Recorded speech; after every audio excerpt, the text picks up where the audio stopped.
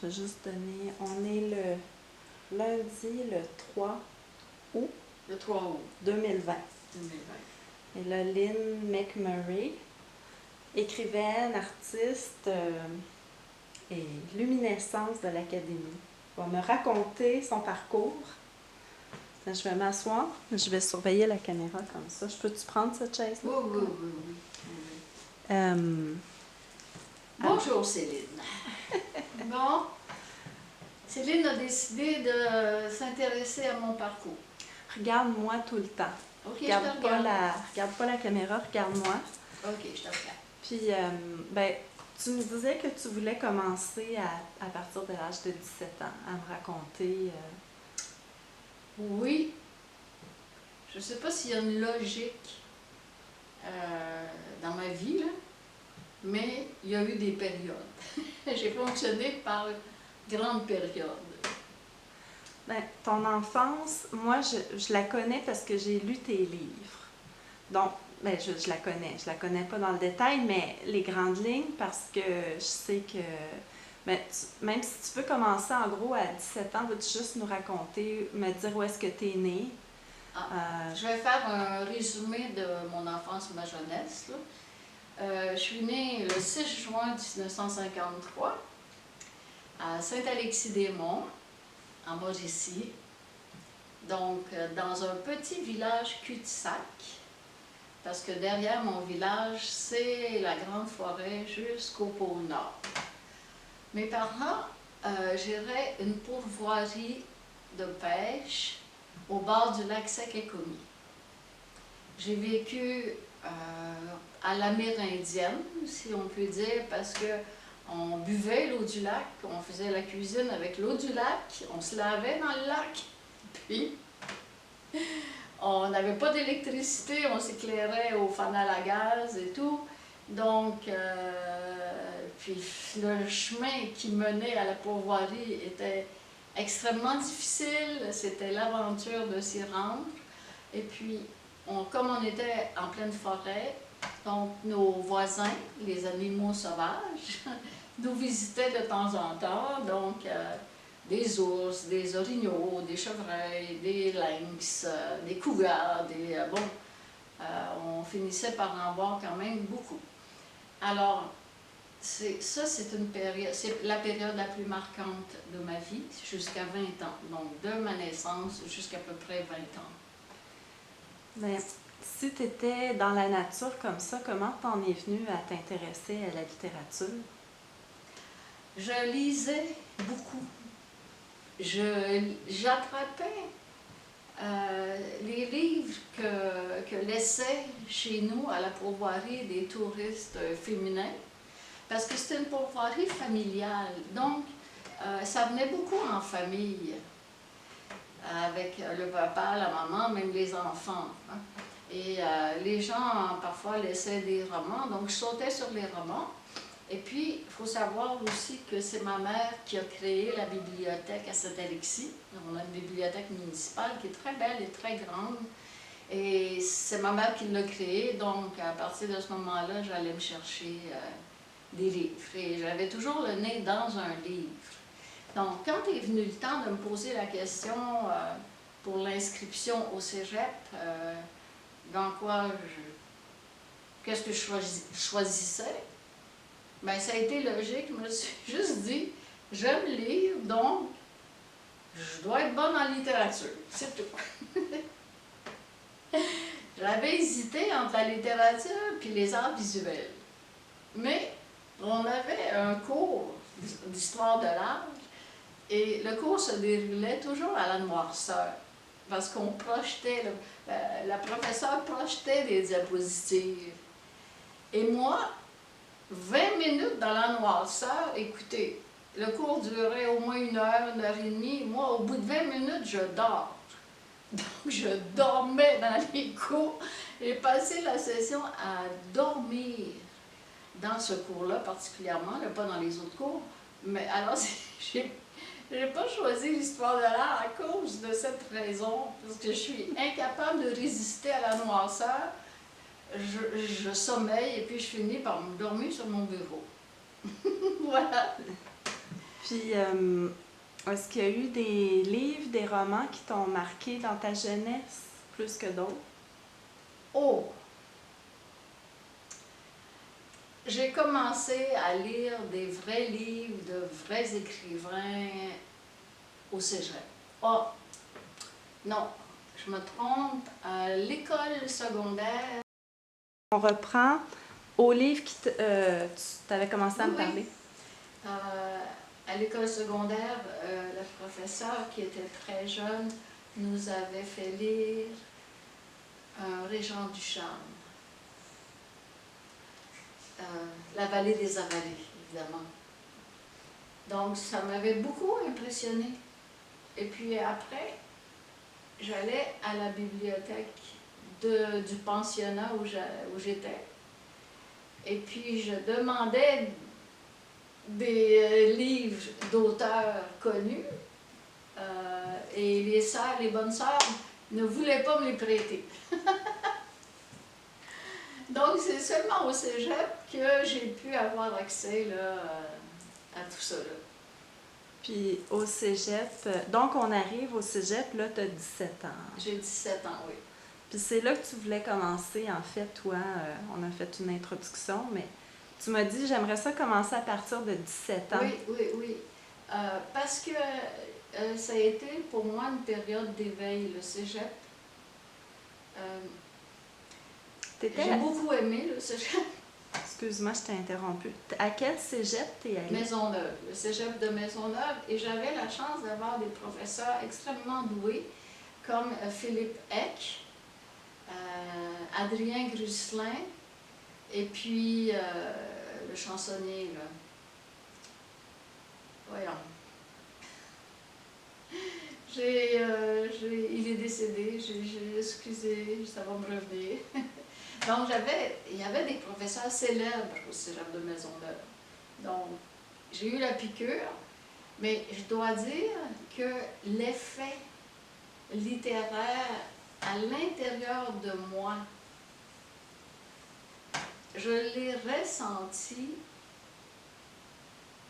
à mon examen final, à la fin du cégep, le dernier examen que j'avais en littérature, dans un cours de poésie. Adrien Grusselin nous avait demandé d'analyser un poème d'Anne Hébert. Je ne me souviens plus lequel. Et à la lecture du poème, je trouvais rien. Je n'avais le choix que de relire le poème jusqu'à ce que ça débloque. Et ça l'a débloqué. Mais ça l'a débloqué tellement fort que j'ai vraiment senti une ampoule péter dans ma tête. Dans mon cerveau, c'est comme si j'avais senti les synapses, pouf! Et là, je suis tombée comme dans un état poétique. Et là, j'ai fait une analyse extraordinaire et eu un A. Et voilà, c'est là que je me suis dit, ben ça y est, mon aventure littéraire commence. Et je sais dans quoi je m'embarque.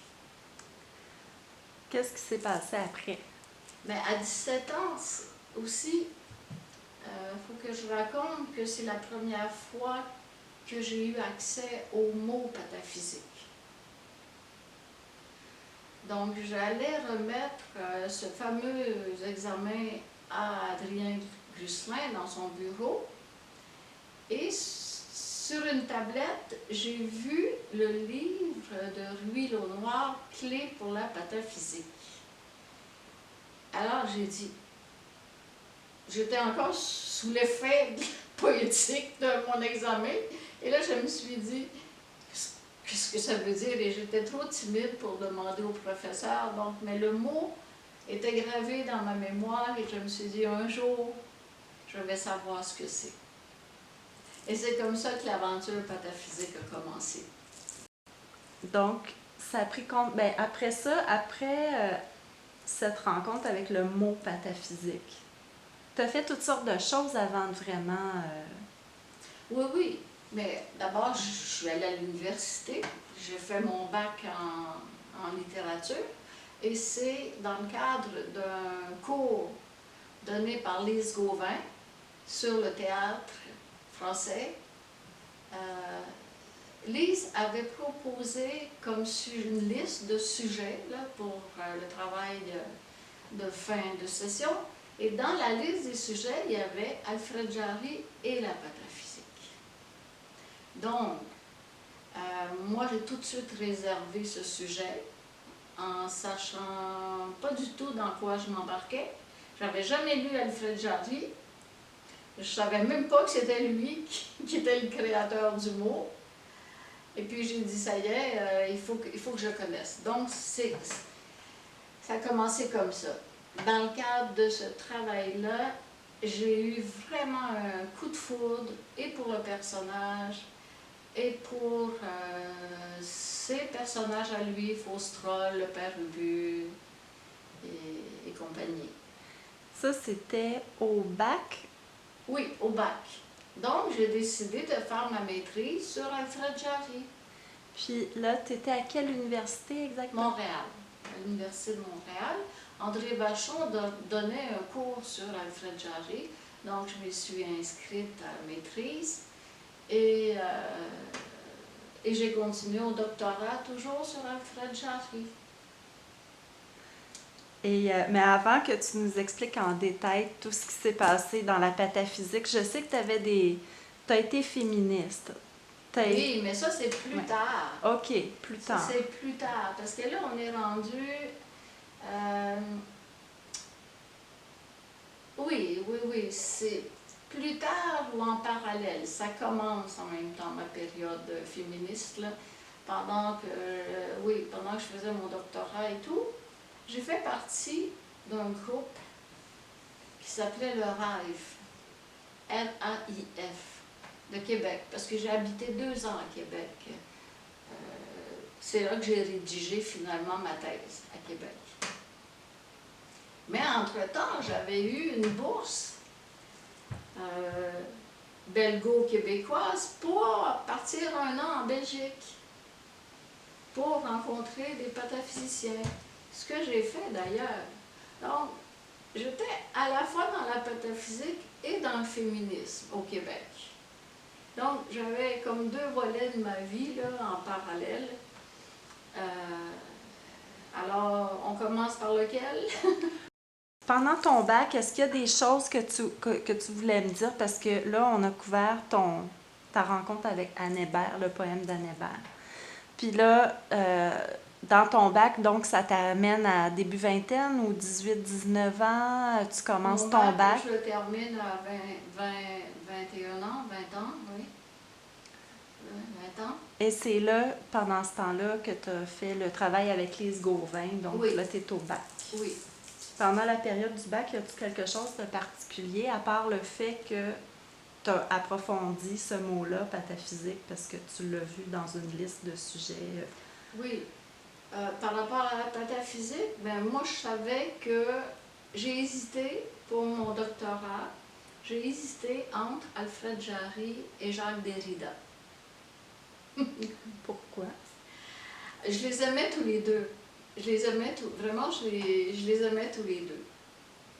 Et là, je me suis dit, je suis en littérature, je ne suis pas en théorie littéraire, donc choisissons l'artiste, choisissons l'écrivain. Donc, oui, j'ai choisi Jarry. Mais dans le cadre de mon doctorat, c'est là que tout ma vie a changé. Dans le cadre de mes études doctorales, j'ai eu une bourse pour partir en Belgique. Donc, je suis partie en Belgique et là, j'ai rencontré les grands pataphysiciens. Donc, d'abord, j'ai rencontré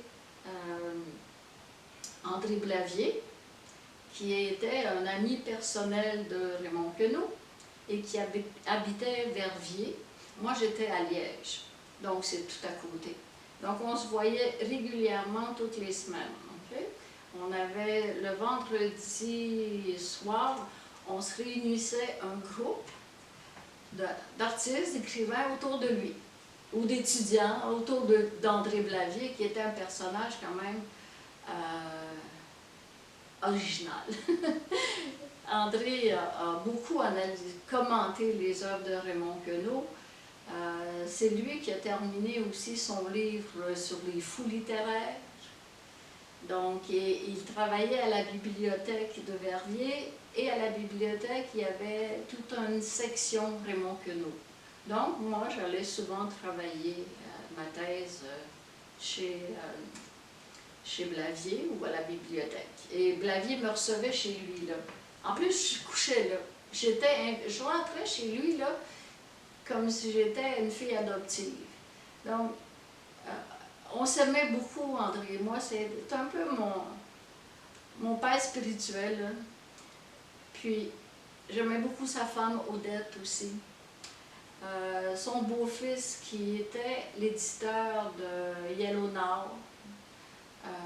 Aussi, à Liège, je me suis fait un groupe d'amis, le Cirque d'hiver. C'était aussi des artistes assez en marge, mais qui organisaient toujours des événements incongrus, disons.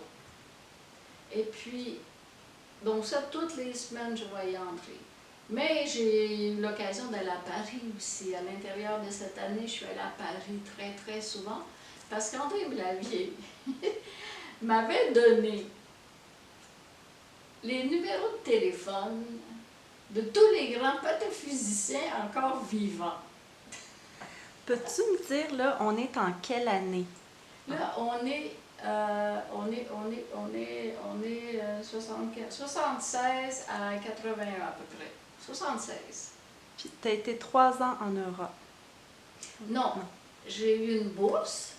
Je suis allée 6 mois à Liège. J'aurais pu rester 1 an, mais la température de la Belgique m'a rendue malade. Donc je suis revenue parce que j'étais plus capable de la supporter. J'arrivais pas à me débarrasser d'une bronchite et tout et tout. Donc, mais après, toutes ces années, jusqu'à même mon post-doctorat, jusqu'aux années 85, je suis allée à Paris, je pense 40 fois. J'ai calculé une fois le nombre de fois que je suis allée à Paris, là, je pense 40 fois. 2 fois par année, sinon plus. Et à chaque fois, c'était pour 1 mois, 3 semaines, 2 mois et tout. Donc, je ne vivais pas tellement ici au Québec. Je ne vivais pas la vie littéraire du Québec. Je vivais la vie littéraire de mes pataphysiciens. Si on reprend avec André Blavier, il t'avait donné tous les numéros de téléphone. J'avais le numéro de téléphone d'Italo Calvino, Enrico Bay, des grands noms, là. Donc, je voulais en interviewer quelques-uns. Et puis, j'avais le numéro de téléphone aussi du secrétaire perpétuel de l'Oulipo, qui est Marcel Benabou.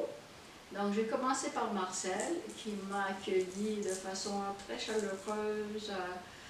Et puis, on ne s'est jamais quittés. Marcel et moi, on est des grands amis.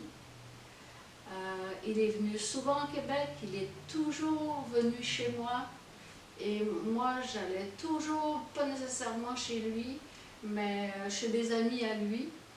Et on s'écrivait, j'ai une correspondance avec Marcel.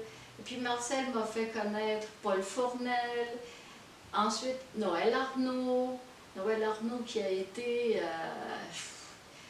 qui m'a pris sous son épaule, on peut dire. Parce qu'il faut imaginer, là, on est en 1976. J'ai 23 ans à peu près. Je débarque à Paris avec ma valise, avec le numéro de téléphone de Eugène Ionesco en poche. Donc, je suis allée en Belgique dans le cadre de mon doctorat, mais je suis allée aussi à Paris pour rencontrer Ionesco lors d'un autre voyage. Donc, j'avais un ami qui travaillait à Radio-Canada qui m'a donné le numéro de téléphone personnel d'Eugène Ionesco. J'étais chanceuse. tout m'arrivait facilement. Donc, je me disais, ben, c'est là ma place. Donc, je téléphone à Eugène Ionesco, 3 sonneries. Eugène Ionesco à l'appareil. Donc, je suis là, je parle avec Eugène Ionesco. Alors, je me présente, je lui dis que je fais une thèse, je lui dis que je vais à Paris à telle date et que j'aimerais beaucoup le rencontrer. Donc, on a fixé une date pour un premier rendez-vous. Donc, rencontrer Ionesco, évidemment, je m'étais préparée. J'avais beaucoup travaillé mon entretien, qui est d'ailleurs paru dans ma thèse et qui est reparu dans mon livre « 4 leçons et 2 devoirs de pataphysique ». Donc, quand j'ai rencontré Ionesco, 96 rue Montparnasse, 3e étage, je cogne à la porte et je vois un tout petit monsieur ouvrir la porte. Je me trouve dans un appartement immense, immense, je ne voyais pas le bout. Monsieur Ionesco m'a fait entrer dans son salon. Et là, nous avons discuté pendant 3 heures. 3 heures. À peu près, pas très loin, là, à 2 mètres l'un de l'autre. Et puis, quand on s'est quitté, je lui ai demandé si je pouvais le revoir parce que j'avais encore des questions à lui poser. J'avais préparé, il me restait encore des questions.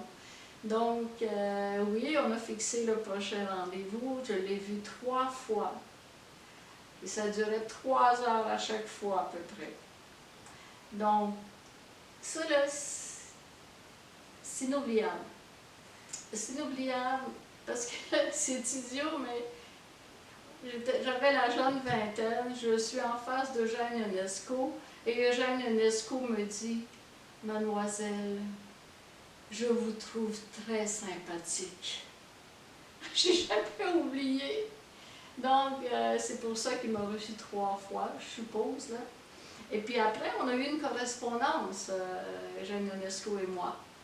Je lui faisais part de l'avancement de ma thèse. À un moment donné, il était invité au Québec, il m'a demandé mon avis. Bon, j'étais un peu en contact de Ionesco ici, quoi.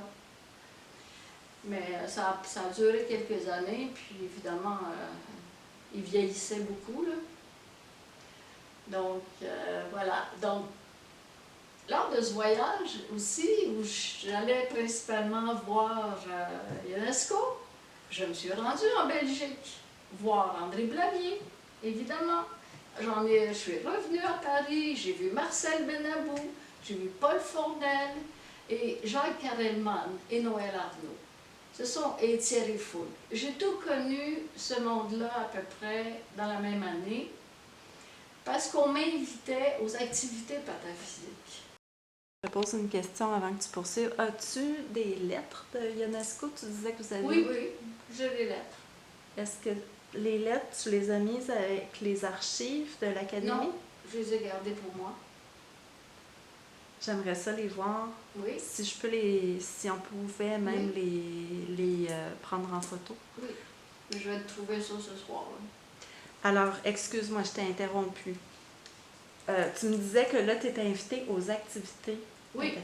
Donc, autant des activités à Paris qu'en Belgique. Parce qu'il y avait un groupe de pataphysiciens autour d'André Blavier qui était très important. Et il y avait notamment Jacques Ancion, qui était marionnettiste, qui avait le théâtre à Liège et qui faisait des représentations du Ubu roi, Ubu enchaîné, le cycle Ubu et tout. Et j'avais des jeunes de mon âge là, qui étaient toujours autour d'André, qui étudiaient et qui profitaient de ses connaissances. La première fois que je suis allée chez André, je me souviens, il m'a fait entrer dans sa bibliothèque et il m'a dit « Tu regardes tout, mais tu déranges rien. » Donc, je fouillais dans un tiroir comme ça, puis je mettais tout le temps à la même place. Donc. Et j'avais un libre accès à tout ces informations, toute sa connaissance, quoi. Et puis, chez André, c'était une maison à 4 étages, étroite, là, comme on trouve souvent en Belgique, assez étroite. Et il y avait des tableaux de Magritte partout, parce que André était aussi un ami de Magritte. Donc, j'étais là, je flottais dans un univers de grandes personnes célèbres. Donc, voilà, avec André et Odette, c'était comme ma famille. Donc, à chaque fois que j'allais à Paris, j'allais les voir en Belgique.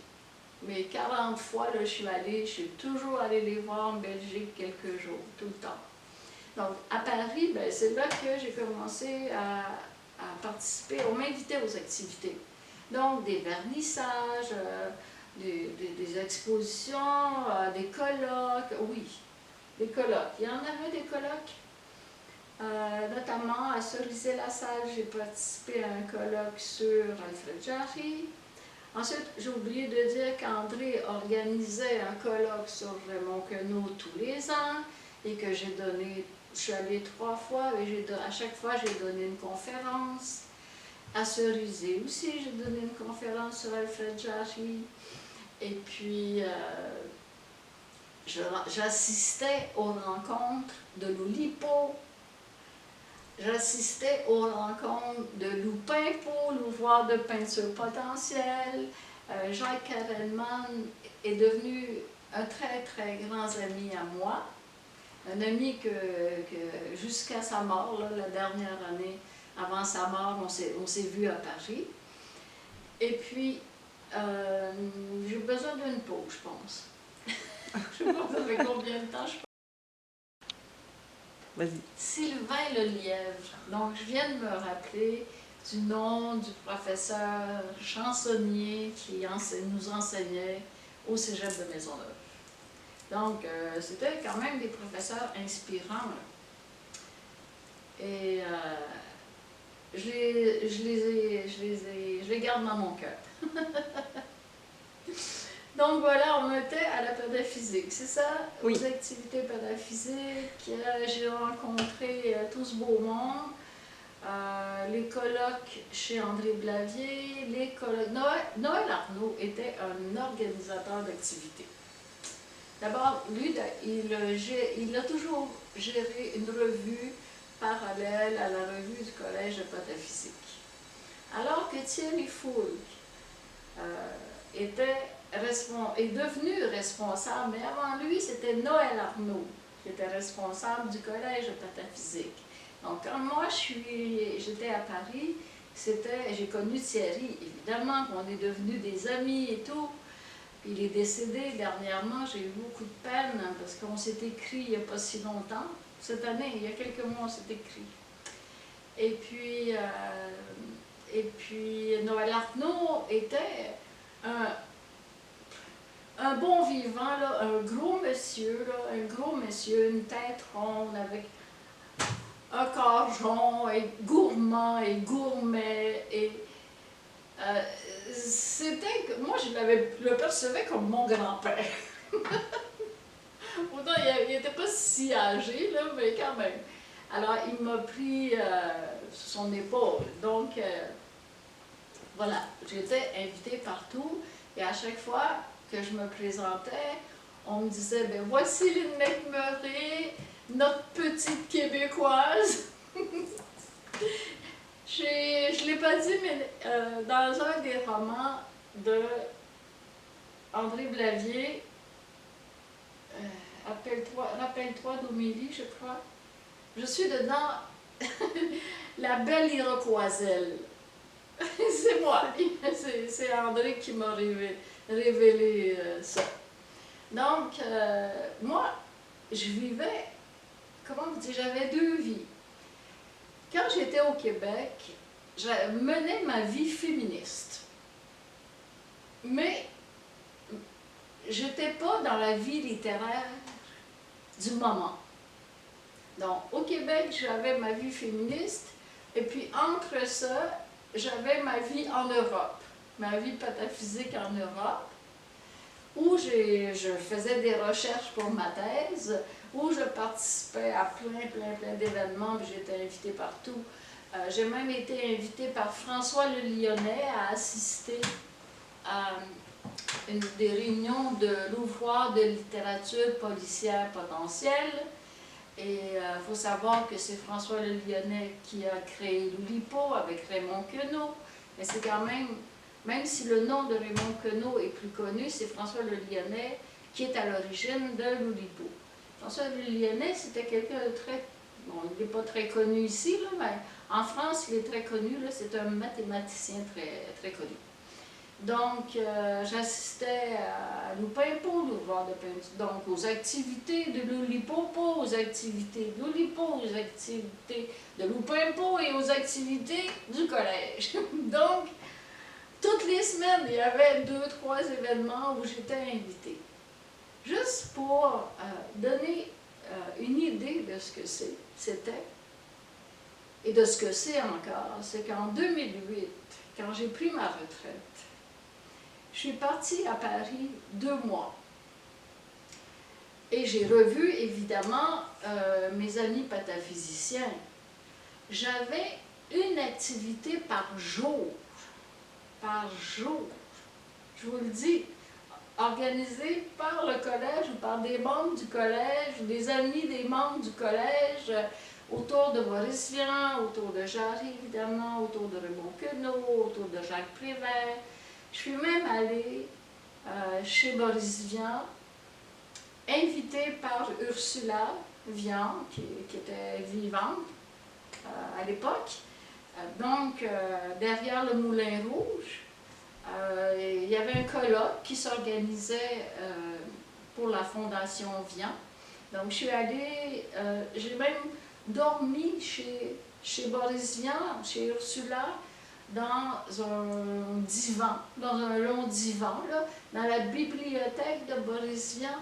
Donc, j'ai vu où il travaillait, j'ai vu ses livres, j'étais couchée dans un divan et je me disais, lui aussi a dû se coucher dans ce divan. C'était un tourbillon, c'était électrisant. Donc, cette fois-là, quand je suis allée à la Fondation Vian, bien ensuite, j'ai été invitée aussi par la Fondation Vian, la Société des Amis d'Alfred Jarry, la Société des Amis Raymond Queneau, la Société des Amis Jacques Prévert.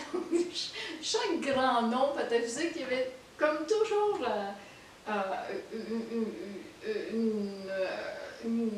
voyons, un groupe autour là, qui organisait des événements. Donc, c'était vraiment un tourbillon. Et là, j'ai rencontré aussi Enrico Baille. J'aime beaucoup Enrico Baille, qui est peintre. Et Enrico Baille m'a invité chez lui à Milan.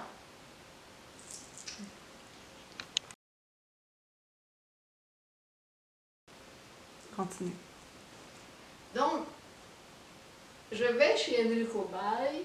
On m'avait dit qu'il était très riche. Moi, je n'avais pas l'habitude, là.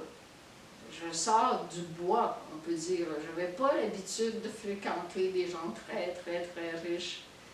Donc, j'arrive dans une maison, mais immense, avec un atelier détaché, encore plus grand, une maison à plusieurs étages. Bon, j'arrive chez Enrico Baille, je rencontre sa femme, je rencontre aussi certains de ses fils. On discute de la pataphysique, parce que Enrico Baille est l'auteur aussi d'un ouvrage en italien sur la pataphysique. Ça, c'est important de le dire. Puis, Enrico Baille, c'était un ami de Fontana, qui était membre aussi du collège. Donc, c'est pour ces raisons que moi, j'aime beaucoup Fontana aussi, les incisions de Fontana, j'aime beaucoup ça. Donc, j'étais entre la littérature et les arts visuels aussi, là, parce qu'il y a beaucoup d'artistes visuels au Collège de pataphysique. Donc, il y a autant d'événements littéraires que d'événements en arts visuels. Donc, je reviens chez Baille J'avais les yeux écarquillés. J'avais l'impression d'être d'avoir des grosses bottines dans un palais royal où il y avait des tableaux, mais des tableaux sur le moindre bout de mur, partout, même dans les toilettes, une collection de tableaux, des Picasso, des Miro, des Magritte évidemment, des œuvres d'Enrico Bay. J'en ai encore des frissons quand j'y repense. J'étais là, j'ai passé quelques jours chez Enrico Bay, sa femme était charmante, et puis il m'a fait visiter son atelier. Bon, j'aime beaucoup, moi, ces tableaux avec ces personnages, là, un peu les généraux, j'aime beaucoup ça. C'est très engagé comme peinture, puis assez caricatural aussi. En tout cas, ça fait de l'effet. Dans le contexte italien, dans un contexte québécois, bon, c'est pas la même chose, mais dans le contexte italien, moi, je trouvais que ça fessait.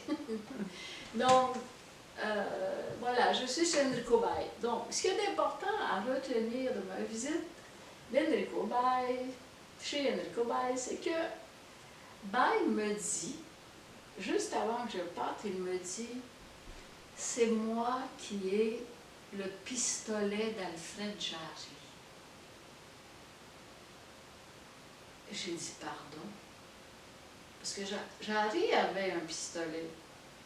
Et il s'est rendu célèbre avec son pistolet parce qu'il allait dans des bistrots et puis il tirait du pistolet. Donc, il me montre le pistolet en question. Il me dit, le voulez-vous? Je te jure que c'est vrai. Et moi, l'imbécile, j'ai dit, mais qu'est-ce qu'on va dire aux douanes? Imbécile. Et puis finalement, il a gardé le pistolet. C'est un de mes grands regrets.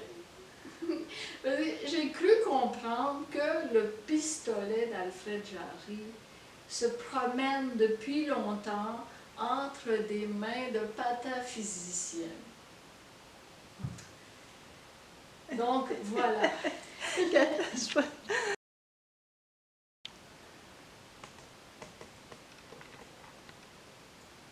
OK. Donc, tu as failli hériter du pistolet d'Alfred. J'ai failli hériter du pistolet d'Alfred Jarry. Et puis, je suis toujours dans le tourbillon, là, à Paris. Là, ça tourne tout le temps. Qu'est-ce que je voulais dire, non? De quoi je voulais parler, non? Ben là, on parlait de ta visite chez Enrico Bay. Oui. Ah oui, le collège. Ah oui, c'est ça. Le collège de pataphysique. Donc, au début, comme c'était Noël Arnaud qui gérait le collège, il n'y avait pas de lieu fixe, mais on allait souvent chez Ursula. Ursula était danseuse, donc elle avait un grand studio de danse. Et souvent les réunions se faisaient là-bas. Bon, Ursula, mais quand, la conjointe de Borisian. Mais quand Thierry Foulque est devenu responsable du collège de pataphysique, c'est chez lui que tout se faisait. 51 rue de la Volga à Paris. Donc, Thierry habitait dans une ancienne écurie, je crois. Des portes d'écurie, des grandes portes. On accédait chez lui, là, il y avait des portes qui étaient immenses et à l'intérieur, c'était avec différents paliers. Et lui habitait sur les paliers supérieurs et les paliers inférieurs, c'était pour les réunions du collège de pataphysique. Donc, il y avait les réunions mensuelles, évidemment, où autour d'une table, on était un groupe et on décidait du contenu des prochains numéros, puis on discutait des collaborations éventuelles. Ça, c'est tous les mois. Et entre ça, il y avait plein d'événements parce que Thierry a consacré sa vie à la pataphysique. Il était à l'époque avec sa femme qui est décédée assez très jeune, à 40 ans. Et puis,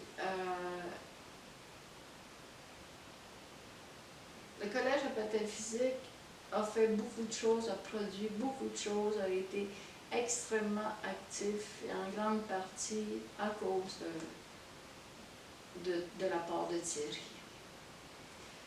Donc, je suis plus là. Et toi, je suis comme un blanc, là, tout d'un coup. Tu fais partie du collège. Tu as été... Oui.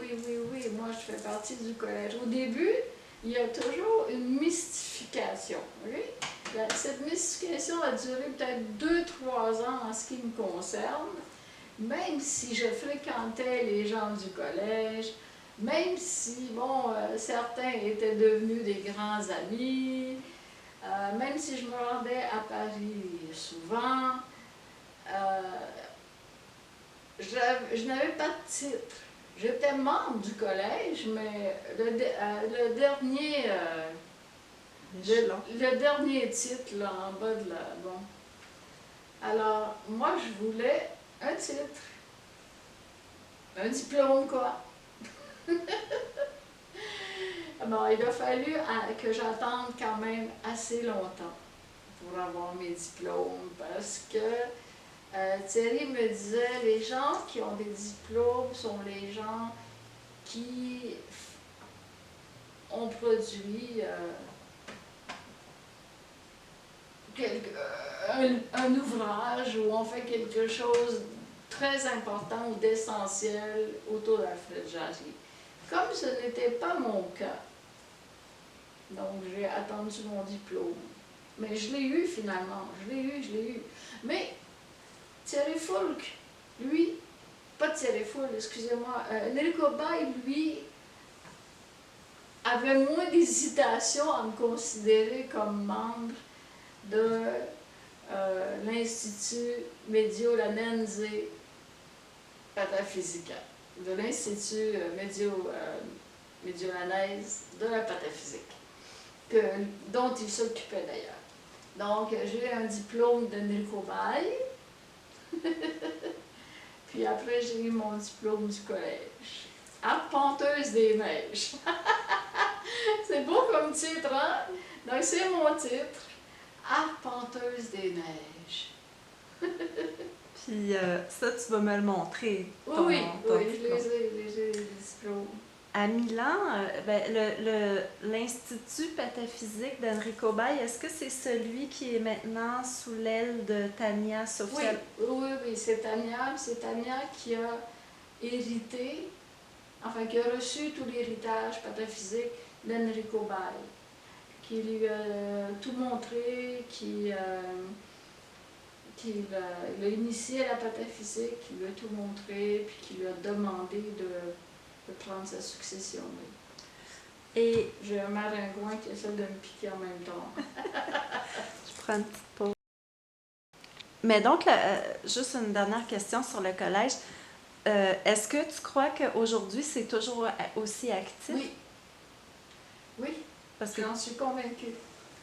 J'en suis convaincue de Thierry décédé, mais il y a quelqu'un qui a pris la relève déjà là, depuis 2-3 ans. C'est une femme d'ailleurs.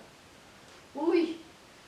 Vous dire comment ça fonctionne, là, le collège pataphysique à Paris, là, c'est étourdissant. C'est réseauté partout. Il y a des instances pataphysiques partout. À Amsterdam, en Russie, en Espagne, en Italie, puis il y en a même en Amérique du Sud. Donc, mais alors, il y a des gens qui venaient des autres pays pour assister aux événements pataphysiques de Paris, donc ça m'a amené à connaître ces gens-là, notamment Brunella Urelli, qui est italienne, qui enseignait à Florence, qui tenait une revue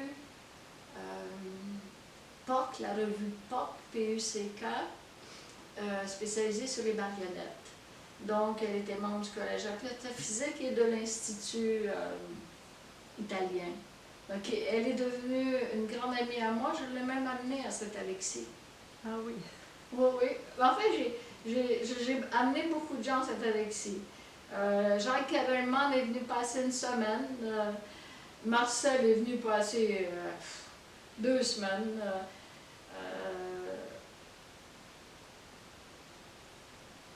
Brunella. Est-ce que Marc Puis Dessimon... Paul Fournel. Voilà. À chaque fois qu'un pataphysicien venait au Québec, j'étais la personne ressource. Donc, ça m'a amené à rencontrer même des plus jeunes pataphysiciens, là, de ma génération, même plus âgés que moi, comme Roubaud, par exemple. Marcel lui avait donné mon numéro de téléphone, donc il venait à un colloque. C'était la première fois qu'il venait, donc je l'ai invité au restaurant, puis bon, je l'ai un peu initié à Québec, quoi. Donc, pendant des années, il y avait comme ça des échanges. Et puis, jusqu'en 89, donc, moi, j'ai obtenu un poste, après mon doctorat, j'ai obtenu un poste à l'Université du Québec à Montréal, au département d'études littéraires. Donc, il y a un poste qui a été affiché, j'ai postulé et je l'ai eu.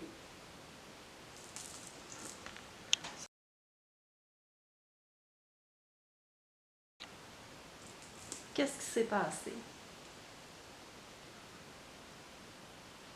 Je dois dire que ça n'a pas été une expérience agréable.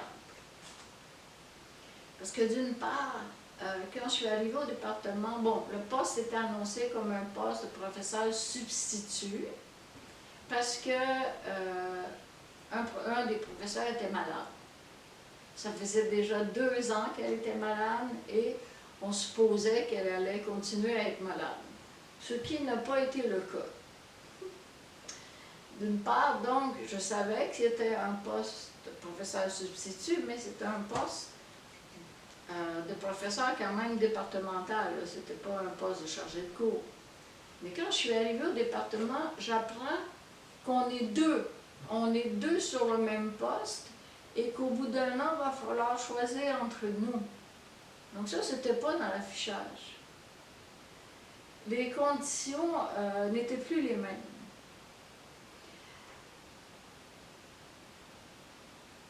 Je n'aimais pas, en plus, j'étais pas à l'aise avec la bâtisse. Il y avait toutes sortes de monde qui fréquentait l'UQAM. Il n'y avait pas seulement les étudiants, là. Il y avait, on nous disait de faire attention dans les corridors. Là.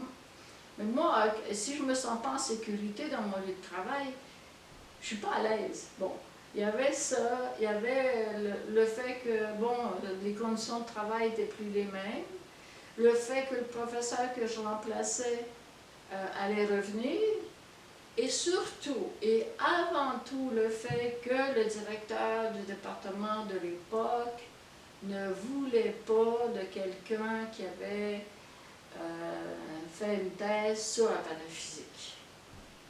Donc, c'est la première fois que le mot m'a barré. Pourquoi il voulait... Pourquoi? C'était un structuraliste assez dur. Donc, pataphysique vis-à-vis du structuralisme, disons que c'est plus ou moins compatible. Et puis, il faut dire que, je pense, maintenant avec le recul, là, le département, je pense que ses orientations étaient plus ou moins claires, qu'elles ont été éclaircies plus tard. Je pense qu'ils se consacrent maintenant, ils ont 3 axes, la sémiotique, le féminisme et la psychanalyse. Donc, la pataphysique, ça rentre pas vraiment dans une case, quoi. Moi, je pense qu'à l'époque, le département se cherchait. Donc, toujours est-il que on vote mon engagement quand même à temps plein. Mais quand est venu le moment de signer les documents, j'apprends que je suis mise dehors. Pour quelle raison? Que la direction départementale ne veut pas m'engager. Et écoute, ça a été un choc. Évidemment, ça a été un choc. Mais avec le recul, je dirais que c'est la plus belle chose qui me soit arrivée. Parce que j'ai réalisé que c'était pas ma place. J'aimais pas le département, j'aimais pas les contraintes administratives à l'UQAM pour les professeurs. C'est énorme. J'aimais pas la vie départementale. Je me sentais coincée dans une pièce avec toujours les mêmes personnes. J'aimais pas ça. Je me suis rendu compte que j'aimais pas et que j'aimerais pas ça être prof d'université, que j'aimais l'enseignement, mais pas dans ces conditions. Parce que j'avais déjà enseigné, j'avais eu des charges de cours à l'Université de Montréal. Et puis il faut savoir qu'avant ça, pendant que je faisais ma maîtrise, j'enseignais le français langue seconde pour le collège Dawson. Donc j'ai fait ça quelques années. J'allais dans les entreprises et ça j'aimais.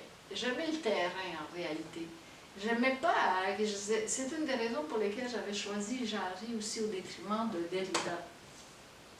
J'aimais le terrain, j'aimais l'écrivain, sentir l'écrivain.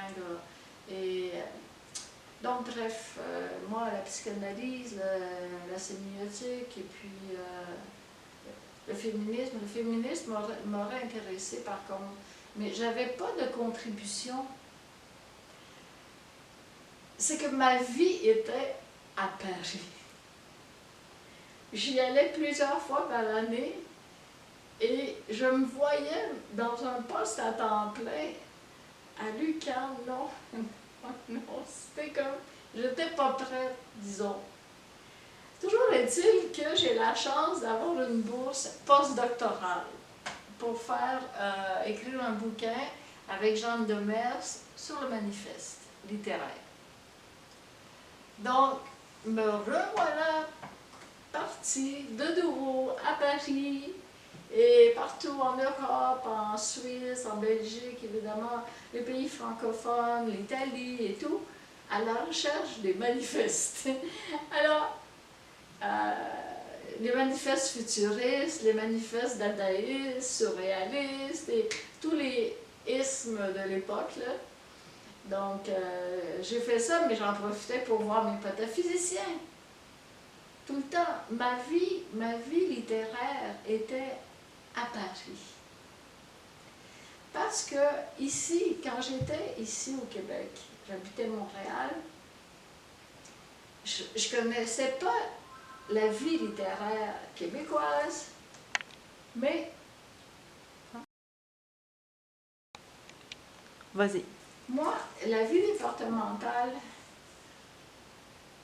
c'était tellement différent de ce que je vivais à Paris avec les artistes sur le terrain.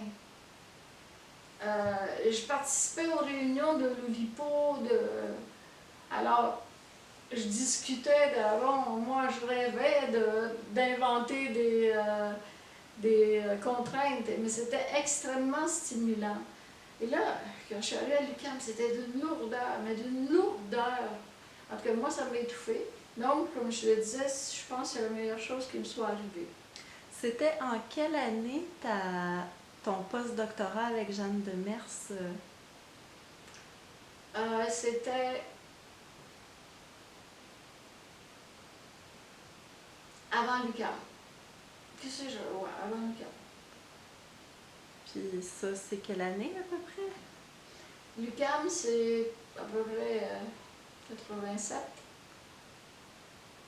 Donc, tout ça se passe avant, tout ce que tu me racontes là, c'est avant la fondation de l'Académie québécoise. Oui, parce que on y arrive à la fondation, c'est que je me sentais tellement choyée par les pataphysiciens et pataphysiciennes européens et européennes que je me sentais l'obligation de les inviter. Et l'occasion m'a été fournie par le fait que j'ai été mise dehors de l'UQAM. Évidemment, ça a été dur pour mon orgueil, mais c'est pas grave. Et là, je suis allée rencontrer le directeur de la galerie de l'UQAM, Claude Monette. Et là, on est devenus des grandes chums, Claude Monette et moi, et je lui propose une exposition pataphysique. Ça a été ma petite revanche. Puisque l'UQAM m'avait mis dehors, puis quelques mois plus tard, ils voient une exposition de moi sur la pataphysique dans leurs propres locaux. Ça a été ma revanche. Donc ça, c'était en 89. J'avais invité beaucoup de monde, beaucoup de pataphysiciens, Noël Arnaud, Thierry, Marcel Benabou, Brunella Eruli, Enrico Bay, non, Enrico Bay ne pouvait pas venir, mais je l'avais invité. J'avais même invité Jacques Attali. Ça, c'est une autre histoire, là. J'avais invité Jacques Attali, parce que quand j'étais à Paris, les mois précédents, je me suis rendue à l'Élysée pour l'inviter. Je lui avais demandé un rendez-vous parce qu'il avait écrit un livre dont je ne me souviens plus du titre, où il parlait du modèle de la spirale. Donc, moi, je le voulais comme conférencier lors de mon événement pataphysique. Donc, j'étais allée jusqu'à l'Élysée. Et puis, finalement, il n'est pas venu. Mais j'ai quand même eu l'occasion de rentrer dans l'Élysée et de m'asseoir en l'attendant. Et puis Jacques Chirac était assis à côté de moi, puis il discutait avec moi. J'avais beaucoup de culot, ok? Quand j'étais jeune, là, j'étais déterminée et j'avais beaucoup de culot. Parce que, pour moi, tout le monde est égal, ok?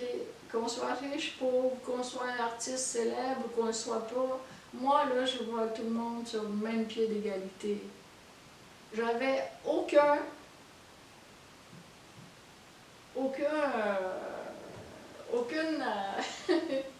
difficulté à téléphoner à quelqu'un d'archi-célèbre. J'avais aucune difficulté. C'était pour moi comme téléphoner à mon coiffeur. C'était l'équivalent.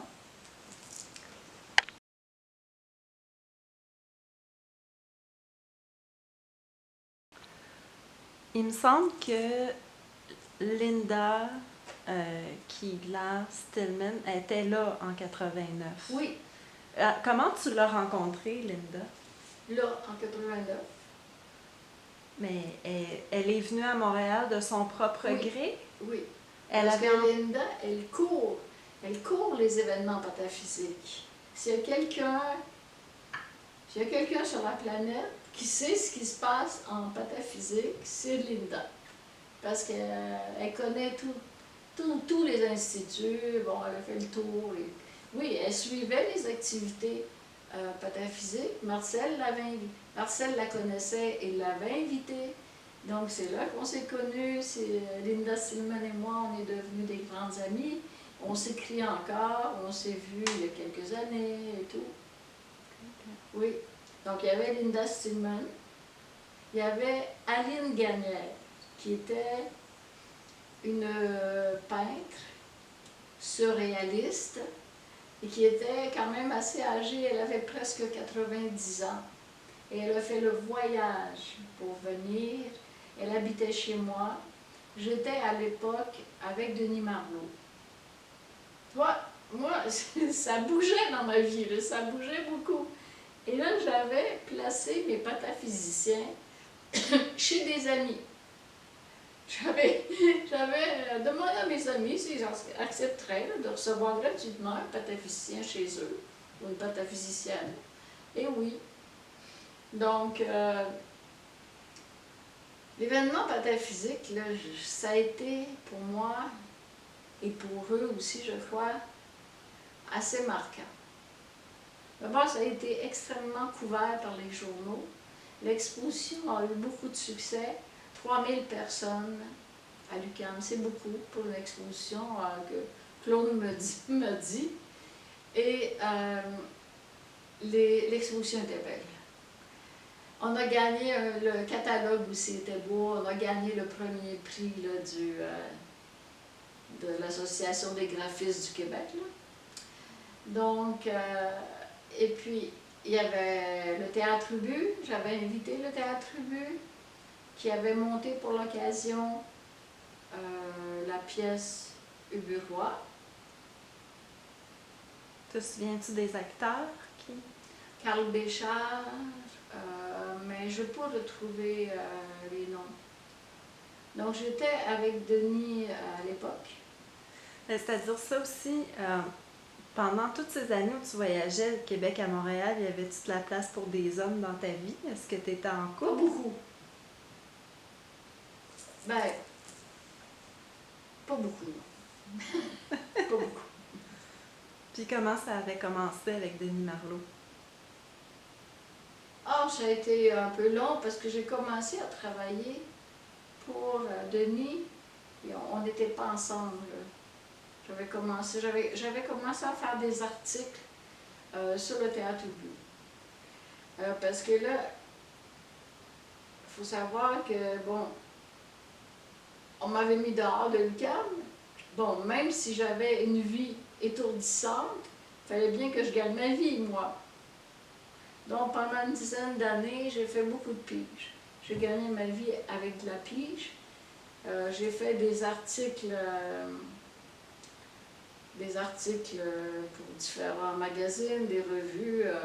J'ai fait La Vie en rose, des revues féministes, dont La Vie en rose, le magazine Parcours, qui était une revue en art visuel.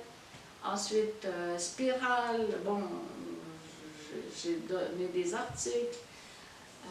Donc, je suivais l'activité québécoise.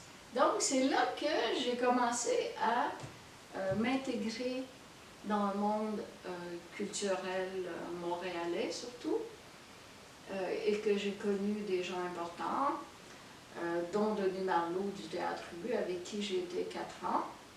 On a travaillé ensemble beaucoup, puis j'ai été sa conseillère littéraire pour plusieurs pièces quand il a monté Ubu-Roi, les Hubs, puis Oulipo Show. Donc, j'étais sa conseillère littéraire. C'est moi qui lui a fait connaître l'Oulipo, en réalité. J'ai la prétention de dire que j'ai été la première à parler de l'Oulipo au Québec. Dans un article qui est paru dans la revue Études françaises au tout début des années 80, tout début, même fin 70 en tout cas. Bref, et j'ai continué à parler de l'Oulipo. Donc, voilà, puis je me faisais connaître comme une spécialiste de l'Oulipo, ce que j'étais d'ailleurs, parce que même si je n'étais pas à Paris tout le temps, Marcel Benabou, il m'informait de tout. Donc, je savais tout ce qui se passait à l'Oulipo comme activité. Où est le féministe là-dedans, là? Est-ce qu'il reste du temps? Oui, il reste du temps.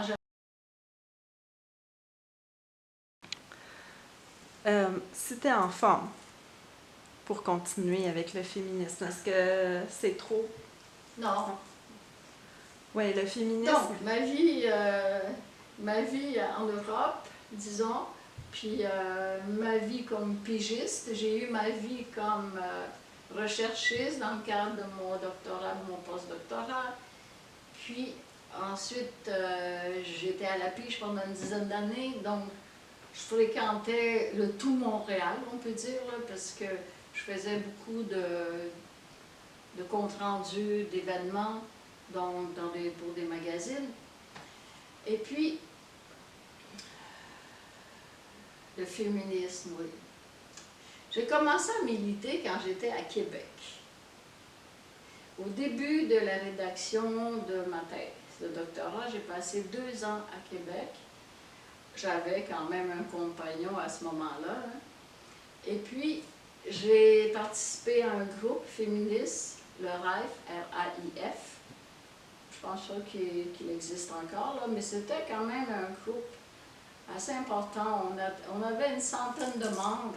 Et puis, on discutait de lois, d'aspects juridiques, des aspects qui contraignent la femme. Et puis, on déposait des rapports lors de commissions parlementaires. Donc, c'était du sérieux. Ensuite, à Montréal, quand je suis retournée à Montréal... Ça, c'était... tes 2 années à Québec, c'est en quelle année environ? Mes 2 années à Québec, c'est en 77-78 à peu près. C'est avant les années 80. Donc, c'est ce que je disais, c'est que mon implication pataphysique a commencé à Québec, mais quand je suis revenue à Montréal, j'ai voulu quand même participer aux événements. Et comme je faisais déjà de la pige pour plein de magazines, puis même des organismes, j'ai travaillé très longtemps pour Tangente pendant 10 ans. C'est moi qui rédigeais leur catalogue, c'est moi qui ai conçu le catalogue de Tangente, le premier catalogue, là. Et puis c'est moi qui l'écrivais au complet et tout. J'étais responsable de tout ce qui était promotion, publicité chez Tangente. Et en plus de ça, j'avais de la pige à droite et à gauche. Donc, comme je connaissais tout ce qui se faisait à Montréal, ben là, c'était facile pour moi de suivre les événements féministes. Il y avait à l'époque la Fédération des femmes du Québec qui était quand même très dynamique et qui organisait d'immenses colloques dans des hôtels là, où on pouvait être 300. Des colloques sur des sujets très importants comme l'avortement, la reconnaissance de certains droits. Il faudrait que je fouille un peu sur Internet, je me souviens plus très précisément de quel sujet on parlait, mais je me souviens que je fréquentais les femmes de la Fédération, dont Simone Chartrand, et j'adorais Simone, j'adorais être avec elle, elle me racontait sa vie avec sa tralée d'enfants, son mari, j'adorais être avec elle. Là, il y a des noms de grandes féministes qui m'échappent, là, mais en fait, il y avait les filles de la vie en rose qui étaient toujours là avec nous. Et puis, c'est ça, je participais à des débats féministes. À travers tout ça, ben, j'ai fait des émissions de radio. J'ai fait la première émission de radio sur l'Oulipo avec Marcel. Et André Major était responsable de l'émission culturelle de Radio-Canada. Et là, il y a une anecdote assez intéressante parce que plus tard, avec André Major, j'ai fait aussi une émission sur la pataphysique, mais j'étais avec Paul Zumthor. Et Paul parlait de la Confédération, parce qu'à l'époque, il y avait comme des discussions là, autour de la Confédération, là, puis du pouvoir du Québec, puis par rapport aux anglophones et tout. Bon. Et je ne me souviens plus ce que Paul a dit, mais par pur hasard, le grand boss de Radio-Canada avait écouté l'émission et était arrivé dans le bureau d'André en colère en disant « Ce n'est pas ici à Radio-Canada qu'on va rire de la Constitution. » J'ai dit la Confédération, mais c'est la Constitution. Qu'on va rire de la Constitution. Donc là, André Major est obligé d'expliquer c'est quoi la pataphysique. Mais bref, l'anecdote a fait le tour de Radio-Canada. J'en ai même entendu parler par mon ami qui m'avait donné le numéro de l'UNESCO. Ça a fait le tour de Radio-Canada. Bon, bref. J'ai fait des émissions aussi avec Jasmin sur les graffitis. J'ai fait, oui, quelques émissions de télé, comme ça on m'invitait, sur la pataphysique, sur l'Olipo, sur le manifeste, sur les graffitis, parce que en même temps, j'ai fait mon post-doctorat avec Jeanne, on a écrit un bouquin sur le manifeste, ensemble. Ça fait beaucoup, hein. Quand j'étais une fille occupée, là. Oui. J'ai toujours été un espèce de tourbillon.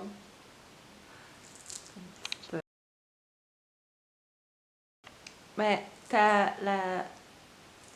ton livre « 4 devoirs », oui, ça c'est après. Mais c'est pas ta thèse de doctorat, ça? Oui et non. OK. Oui, je vais Peux-tu m'expliquer? Oui. Ça l'enregistre? Oui, ça enregistre. Okay. On était où, là, le féminisme? Donc, oui. Bon, j'ai suivi toutes les activités féministes. Donc, au bout de 10 ans d'activités féministes, de travail à la pige, avec quand même Théâtre But, Tangente, c'était pas rien, là. Le Festival des Amériques, aussi de Théâtre des Amériques, j'ai travaillé pour eux. J'ai travaillé pour l'Espace Go à ses tout débuts. J'étais partout. J'étais partout. Je connaissais tellement de monde à Montréal. Donc là, tout ça a duré 10 ans, OK? Jusqu'à j'avais 37, 35, 36, 37. Et là, un jour, je me suis levée en me disant que j'en avais marre d'être pauvre. Et là, c'est comme si c'était une demande envoyée au ciel. On m'invite à une entrevue pour Hydro-Québec, pour un poste à Hydro-Québec de conseillère en communication. C'est le frère de l'ami avec qui j'habitais, José Lambert, qui était photographe, qui nous avait dit que le département où il était se cherchait et un photographe et une rédactrice. Donc, nous y sommes allés toutes les deux et nous avons été engagés toutes les deux. Et là,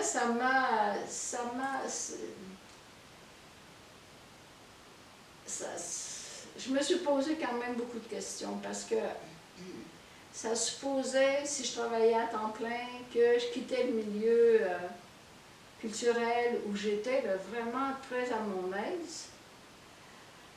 Mais j'en avais marre de vivre de la pige. Et puis, j'avais peur de la bureaucratie, de ne pas être à l'aise à l'intérieur d'une grande entreprise. Donc, j'avais fait déjà l'expérience d'un département, je savais que ça ne me convenait pas. Est-ce qu'une grande entreprise me convenait? On a fait, avec celui qui m'a engagé, là, on a quand même parlé de ça, puis on s'est donné comme 6 mois où je travaillais seulement 4 jours semaine, parce que j'avais des contrats à terminer là, avant de quitter définitivement la vie culturelle.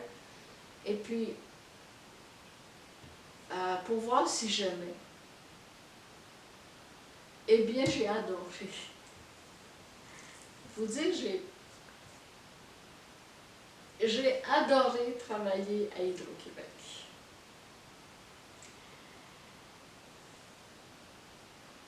J'ai fait 1 an max comme conseillère en communication et je suis devenue chargée d'équipe. 1 an plus tard, j'étais chef de section. Puis 2 autres années plus tard, j'étais chef de service et j'ai terminé directrice. Donc, j'ai monté les échelons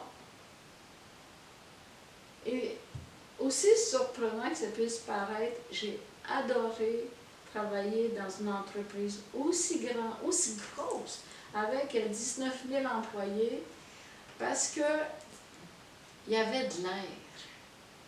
Si je n'aimais pas l'emploi dans lequel j'étais, je pouvais demander un transfert dans un autre département, dans une autre bâtisse. Il y avait du potentiel. Je ne me sentais pas pris dans un département avec toujours les mêmes personnes. Je pouvais évoluer à l'intérieur même de l'entreprise si je le voulais.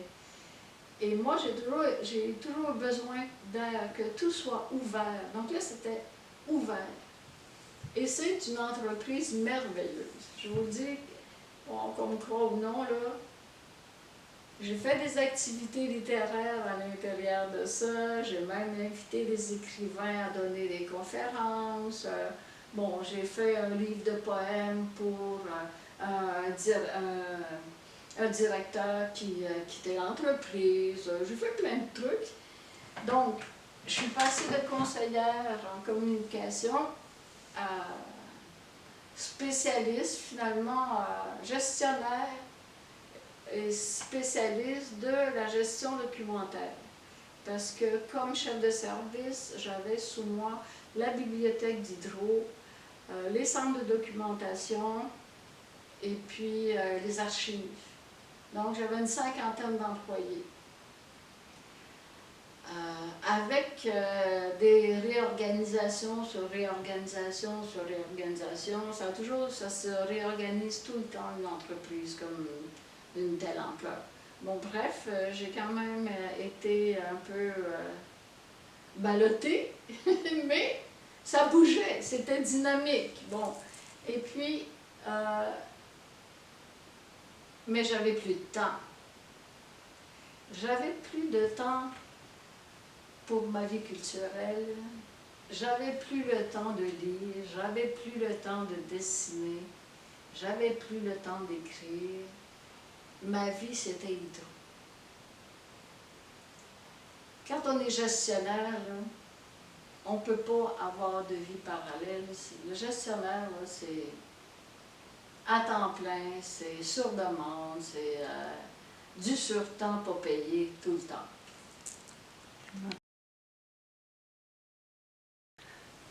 OK. Mais ça t'a pas empêché de mener des activités pour l'académie puis d'écrire plusieurs romans malgré tout?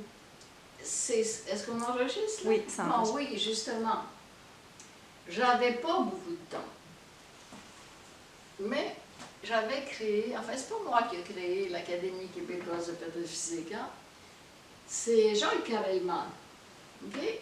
Lors de l'événement de clôture de 89, là, à la Galerie de l'UQAM, Jean Carrelman et Thierry Foulque me font la surprise de clôturer après moi, qui venait déjà de clôturer, de reclôturer l'événement, en m'annonçant que j'étais maintenant la directrice de l'Académie québécoise de pédophysique.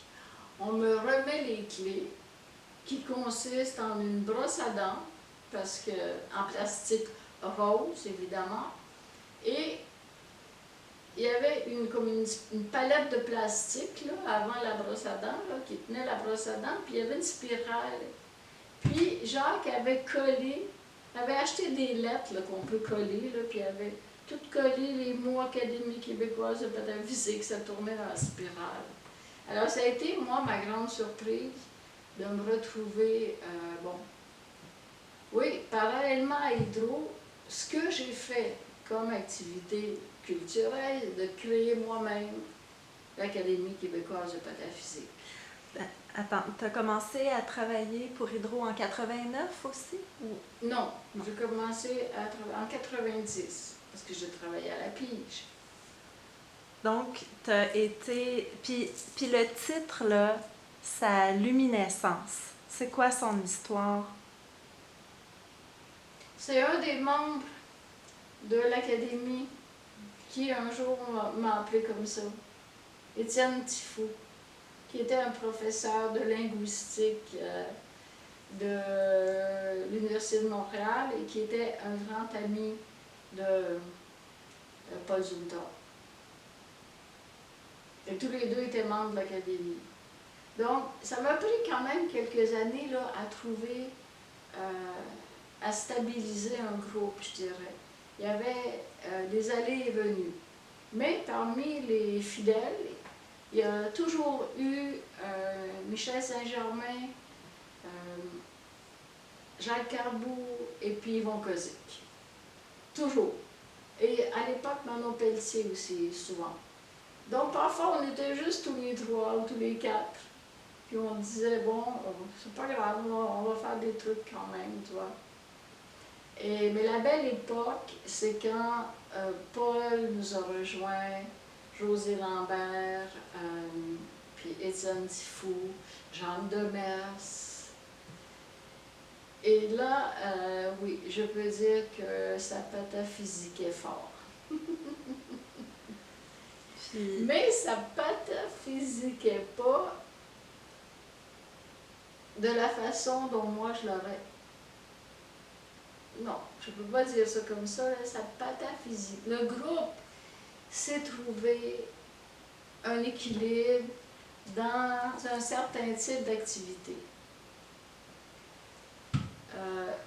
Moi, j'avais besoin d'une activité intellectuelle plus importante. Parce que j'avais quand même la formation d'un prof d'université, donc la recherche universitaire me manquait beaucoup. Donc, quand je suis entrée à Hydro-Québec, j'ai commencé à écrire mon livre « 4 leçons et 2 devoirs de pataphysique », qui est en quelque sorte, je dirais, ma thèse de doctorat, mais à un niveau extrêmement plus élevé. Donc, j'écrivais tous les dimanches. Tous les dimanches après-midi, je venais, j'habitais ici, j'avais ma petite maison dans la forêt, je venais toutes les fins de semaine et tous les dimanches étaient consacrés à ce livre. Ça a pris 4 ans. Ça m'a pris 4 ans pour l'écrire, parce que j'avais mon travail à Hydro. Donc, mon travail à Hydro, les activités de l'académie, mon livre, c'était tout. J'avais pas le temps, ce que je veux dire, c'est que j'avais pas le temps de fréquenter plus de gens que ce noyau-là. Là. J'avais laissé derrière moi beaucoup de personnes que j'aimais. J'ai oublié de dire quelque chose, c'est que avant de rentrer à Hydro-Québec, j'ai quand même travaillé à la Nouvelle Barre du Jour pendant 4-5 ans. J'ai commencé à écrire des poèmes. J'ai connu les écrivains québécois parce que mon compagnon de l'époque, c'était Jean-Yves Colette, qui était directeur de l'Union des écrivains. Donc, j'ai été amenée à rencontrer pratiquement tous les écrivains du Québec avec lui.